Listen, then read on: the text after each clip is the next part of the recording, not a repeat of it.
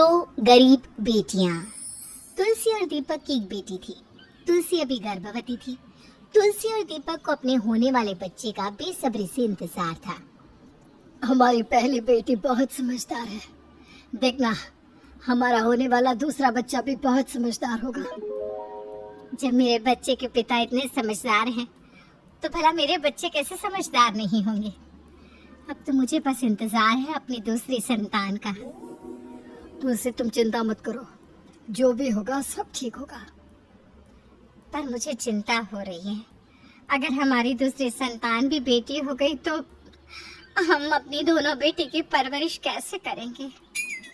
तुलसी मैं मानता हूँ कि हम बहुत गरीब हैं, पर मुझे कोई फर्क नहीं पड़ता कि मेरी दूसरी संतान बेटी है या बेटा। मैंने तो ठान लिया है कि मैं अपनी दोनों संतान की ख्वाहिशें पूरी करूंगा। दीपक बहुत गरीब था।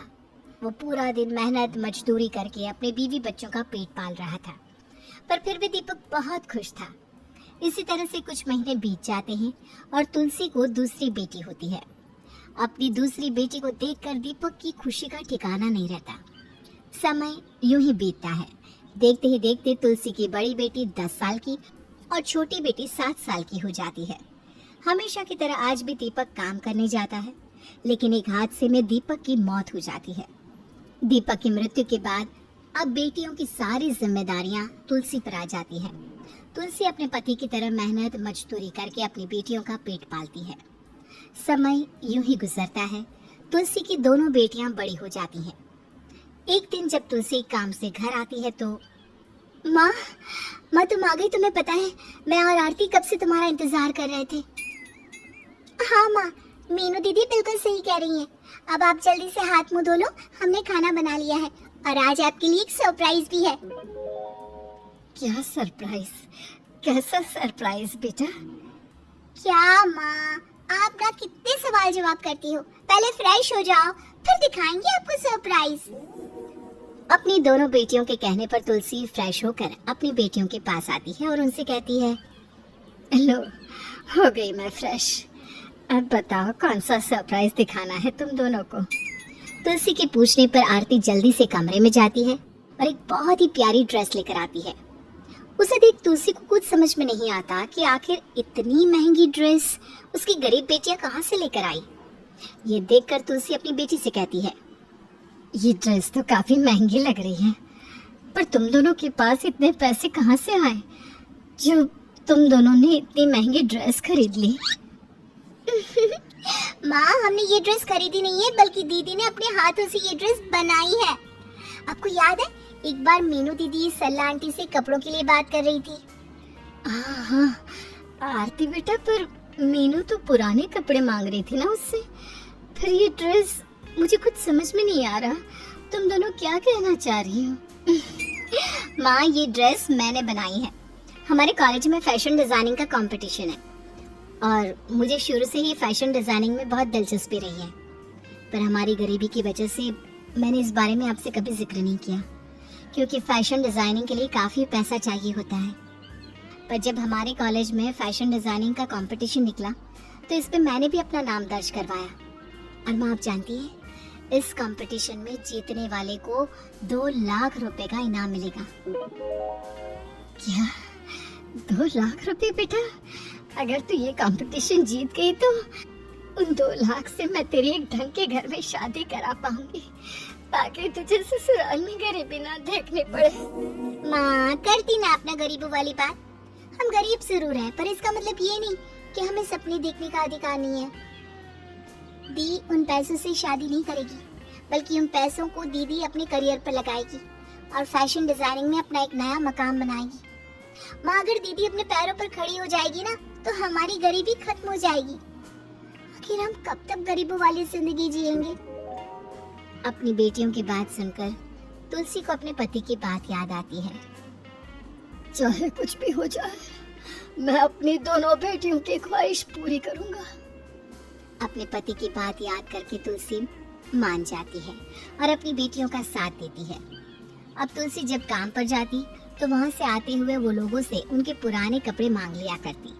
इस तरह से मीनू के पास कई सारे पुराने कपड़े हो जाते हैं और मीनू उन पुराने कपड़ों से एक बेहद खूबसूरत ड्रेस बनाती है। पर मीनू के पास अब भी एक बड़ी प्रॉब्लम थी, इसलिए मीनू काफी परेशान होती है। लेकिन जब तुलसी अपनी बेटी की परेशानी देखती है तो उसकी परेशानी का कारण पूछती है। मीनू बेटा, तेरी ये ड्रेस तो पहली वाली ड्रेस से भी कई गुना ज्यादा सुंदर है, फिर तो इतनी परेशान क्यों है? क्या कॉलेज में बच्चों ने तुझसे भी अच्छी ड्रेस बनाई है? नहीं माँ। तो फिर इतनी परेशान क्यों है बेटा? माँ, मैंने ड्रेस तो तैयार कर दी, पर मेरे पास कोई मॉडल नहीं है जो मेरी ड्रेस को पहनकर रैंप वॉक कर सके, बस इसीलिए परेशान हूँ। मीनू की परेशानी देख अब तुलसी भी परेशान हो जाती है, पर आरती परेशान ना होकर अपनी बहन को एक आइडिया देती है और कहती है, दीदी क्या मैं सुंदर नहीं हूँ? आरती, मैं अभी मजाक के मूड में नहीं हूँ। पर दीदी, मैं आपकी हेल्प कर रही हूँ, आपको एक मॉडल की जरूरत है और मुझे मॉडल बनने का शौक है, और अगर आप मुझे अपनी मॉडल बना लोगी तो आपकी परेशानी भी कम होगी और मैं भी एक मॉडल बन जाऊंगी। तुलसी और मीनू को आरती का ये आइडिया बहुत अच्छा लगता है। अब इसी तरह से कुछ दिन बीत जाते हैं। देखते ही देखते मीनू का कंपटीशन पास आ जाता है। तुलसी भी दोगुनी मेहनत करनी शुरू कर देती है ताकि उसके बच्चियों के सपने के बीच कोई रुकावट ना सके। पर कहते हैं ना, होने को कोई नहीं टाल सकता। कंपटीशन वाले दिन मीनू अपनी ड्रेस ले जाना भूल जाती है। ये क्या, मीनू की बनाई हुई ड्रेस तो यहीं रह गई। एक काम करती हूँ, जल्दी से कॉलेज जाकर उसे उसकी ड्रेस दे देती हूँ। अब तुलसी जल्दी से वो ड्रेस लेकर कॉलेज जाती है और मीनू को ड्रेस देकर वहाँ से अपने काम के लिए निकल पड़ती है। आज तुलसी को काफी ज्यादा लेट हो गया था, इसलिए उसे डर लग रहा था कि कहीं उसका मालिक उसे डांटे ना। अच्छा हुआ जो समय रहते मैं मीनू को उसकी ड्रेस देकर आ गई, पर आज तो बहुत लेट हो गई हूँ, कहीं मालिक गुस्सा ना करे। और उससे भी ज्यादा चिंता की बात तो ये है कि कहीं मेरे पैसे ना काट ले। तुलसी अब जल्दी जल्दी अपने कदम बढ़ाती है। जल्दबाजी में बिना इधर उधर देखे रोड पर तेजी से चलने लगती है। तभी अचानक पीछे से एक गाड़ी आकर तुलसी को टक्कर मारकर चली जाती है। जहां दोनों गरीब बहन जीतने की तैयारी में लगी होती है, वहीं दूसरी ओर तुलसी इस दुनिया को छोड़कर चली जाती है। कंपटीशन जीतकर जब दोनों बहनें पैसे और पुरस्कार लेकर घर आती है तो दोनों देखती है कि उसकी माँ अब इस दुनिया में नहीं रही। माँ, तुम हमें छोड़कर नहीं जा सकती। अब हम दोनों बहन तुम्हारे बिना कैसे रहेंगे? माँ देखो, मैं अपने इस कंपटीशन में फर्स्ट आई हूँ। अब बहुत जल्दी हमारी गरीबी दूर हो जाएगी, फिर हम दोनों बहनों को कोई गरीब की बेटी नहीं कहेगा। माँ, बस तुम हमारे पास आ जाओ। उन दोनों बहनों को रोता देख वहाँ खड़े सभी लोगों की आंखें भर आती है, जिसमें से एक औरत कहती है, अब तो इनकी माँ भी नहीं रही। बेचारी दोनों बहनें गरीब हैं।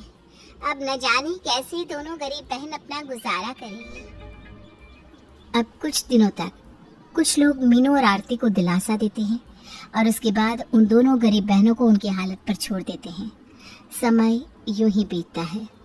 मीनू और आरती अकेले ही अपनी गरीबी का सामना करते हैं, साथ ही अपने सपनों की उड़ान भी भरते हैं और बहुत जल्द देखते ही देखते मीनू फैशन डिजाइनिंग का अपना सपना पूरा कर लेती है और आरती एक बहुत बड़ी मॉडल बन जाती है।